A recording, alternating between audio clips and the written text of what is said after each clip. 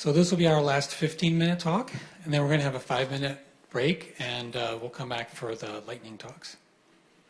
Next, we're going to hear from Raed Al Kontar, Judy Jin, and Yunshin Bayan on data analytics for the Internet of Things.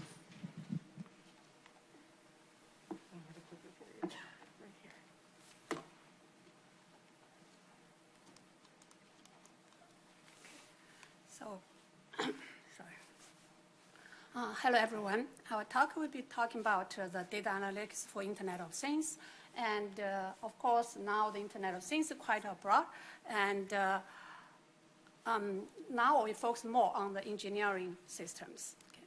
So first, we're talking about what are traditional systems. So we more focus on the physical component operation. Now, under the Internet of the Things, that's why our system become more connected.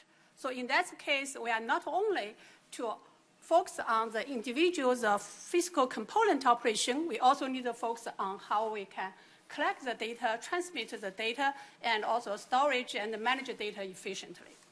And to make our system become smart, we also want to take the opportunity to effectively analyze those data, make a data-driven optimal decision-making. So generally, for such a smart and connected systems, we have 3 levels of the data analytics. So the first one is descriptive. So we want to see what is happening in the system based on the current available data, and also we want to discover what is the root cause for that. Then second, how can we analyze the system evolution, the behavior, to predict what will happen? And also we see what time will happen. So then based on this prediction, and to try to make the optimal decision, what action should take to improve our future the performance operation. Okay. So for such kind of the systems, actually, we needed to build up the model. So that model should be adaptively learned from the system. And for the engineering system, actually, we should consider what is the model can provide the interpretable results. And also, the engineering system needed to make a real-time decision and also to consider individual systems' behavior difference. So for developing such a model, we need to solve the challenges, how we can handle the high-dimensional data and collect it from the different sensors and the systems, and also to consider the dynamic system change. Okay. So next, I'm going to use examples to see what are the opportunities and the challenges for under the current Internet of Things system in the data communication and the model the building. Okay. So here is a machine vision system, how we can automatically inspect the product service quality. So such a product will pass through the 3D scanning. Now we got the huge amount of the 3D powered the cloud point data there. And then those data will pass through the detection and classification model. Now, in that model, will help us to automatically see whether they have any defects on the surface and what type of the defects. So we understand such kind of machine learning model needed the training label data there. Okay. However, to collect such label data in an individual, the machine vision system is very limited.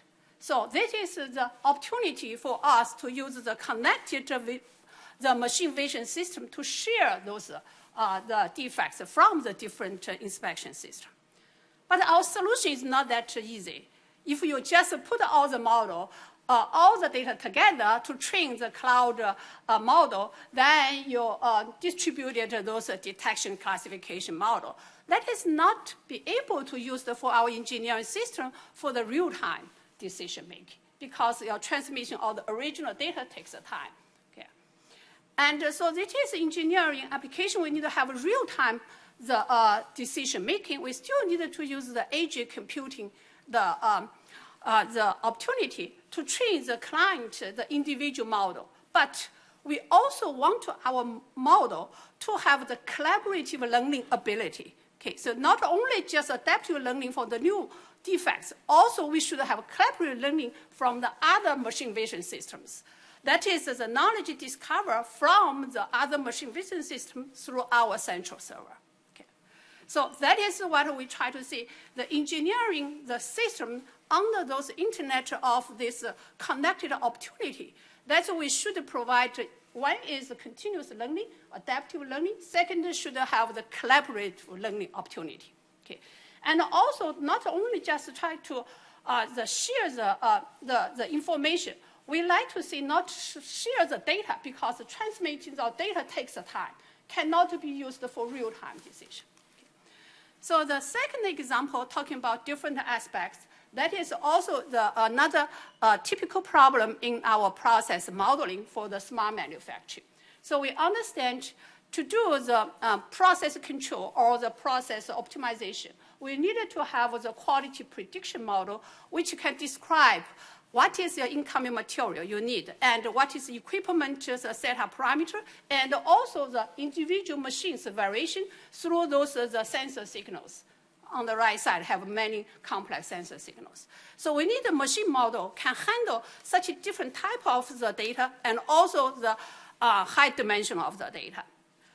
And to do this modeling, need lots of DOE to do experiments efforts on the individual machine and the individual process. And wherever you're changing by new materials, then you need to retrain the model. So that is a lot of efforts. And also for individual companies, that is may not be have such kind of resources to do that. So how can we take the opportunity for the collaborative learning for that? So we can allow the individuals of manufacturing side to do very small sets of the DOE. Then we're using their collaborative model to build up the overall the system, the model to collect the general knowledge about how the different materials and the process variable will affect.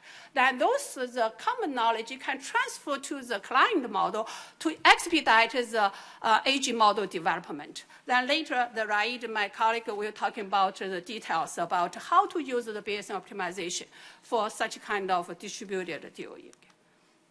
And the next example is about how do we enhance the customer use of those connected products. So for example, the electrical vehicle, that is a battery. So can we provide the individual the advice or suggestion to improve their driving and the charging operation to increase their battery lifetime? And also to make a good decision what time those batteries should go to the second stage for repurposing, like to store the energy generated by the wind and the solar power. Okay. So for doing this, the one critical challenge is how do we build up a degradation model? Okay. So to provide the accurate state of the health predictions. So then we needed to consider the individual driver, their behavior, and meanwhile, the individual driver behavior is very limited, and also their running time is very small. How can we leverage or collaborate with learning from other drivers, other batteries of the vehicles?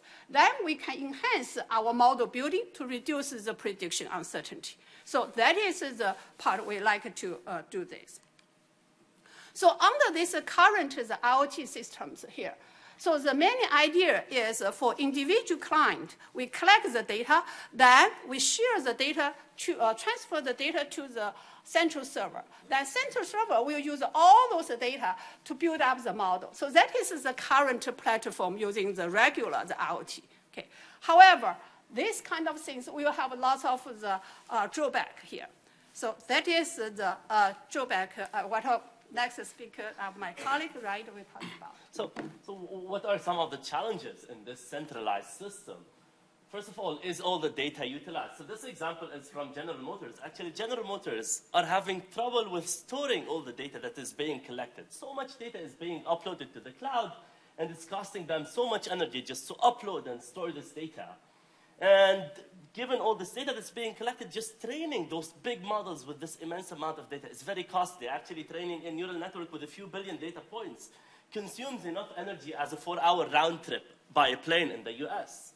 And finally, the need to upload your data to a cloud for it to be processed also is an infringement on the privacy, because you need to share your data. And this is why this example is from Ford and GM's OnStar systems, and both of these systems are having trouble with people registering for privacy concerns. But what is changing nowadays? What is changing is that the computational power of our edge devices is tremendously increasing. We are working with very powerful AI chips in our smartphones. Tesla just mentioned that on the car itself, there is computational power equivalent to around 500 MacBook Pros. AI chips such as Raspberry Pis, that small, have become very cheap. $100 is the most expensive build and can do very strong computations. And what does that allow? This change in the computational power at the edge opens a new opportunity, an opportunity where we can process more of our data where it is created, at the edge. And this is why we imagine that the future vision for Internet of Things is that it will move, IoT will move from the cloud, to the edge devices. So here just I provide one example. There will be an interplay eventually between the computational power at the edge and the cloud, where instead of sharing all our data to the edge, we do some local computations and only share whatever is needed for us to collaboratively learn together and borrow strength from each other. So why is this future of decentralized analytics that exploits computational resources at the edge important?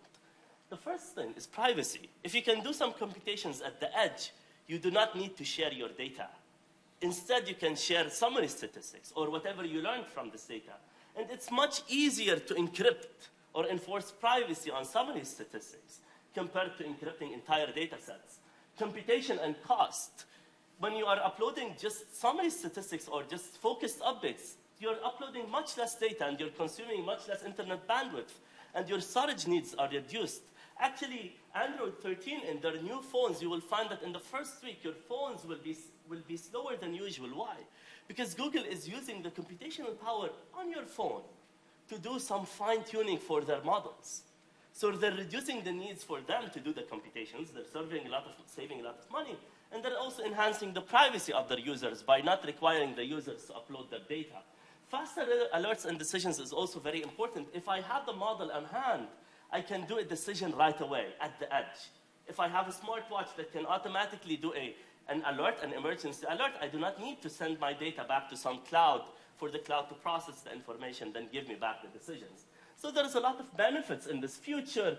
Here I just want to discuss another benefit. In the HIPAA Act, two hospitals cannot share information together. But what if they can collaborate and collaboratively learn models without the need to share their data? This will open new possibilities for collaborative learning to address the questions that Dr. Jen just mentioned. So here I'll just give you some example of some interesting analytics we have been working on. This model is a model where we have multiple data sets distributed. This is the first data set. It's a cat at the background. This is a cat moving towards the camera. And we assume that those data sets are distributed. And we propose models somehow to find if you have data sets distributed across multiple components, how can we extract what are the shared features across those data sets? And what are the unique features to each data set? And this is an example where the shared features typically in this situation are just the background. And the unique features for each data set are just the cat, the moving object in this situation.